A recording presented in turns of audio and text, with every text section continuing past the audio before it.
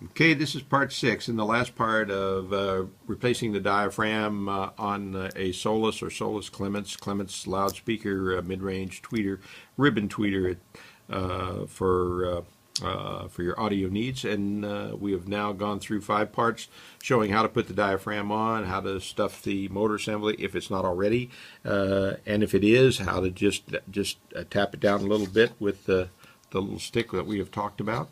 And make sure of that being stuffed down properly.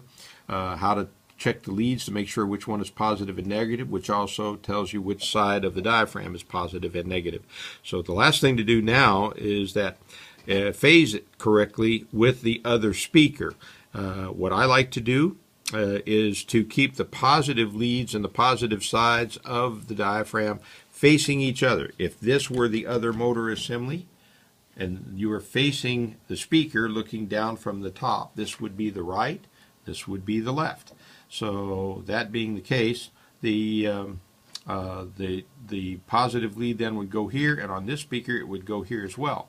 But what you see here is that if the diaphragm goes on this way, that means that if this were just moved over here as the right speaker, then this is on the opposite side of where it needs to be, the positive side of the diaphragm. So that means that when you put these back into the cabinet, one needs to go with the leads down on the bottom side, and the positive lead then will be on the inside, and on the other side the positive leads will be at the top. So now you'll then have both positive sides of the ribbons facing each other as you're looking down on the speaker. Once you get that in place, make sure that that's secured properly. Everything is soldered the way you want it, and make sure these do not touch, obviously, because that will short it out. You should be then ready to replace the lens, and you're good to go.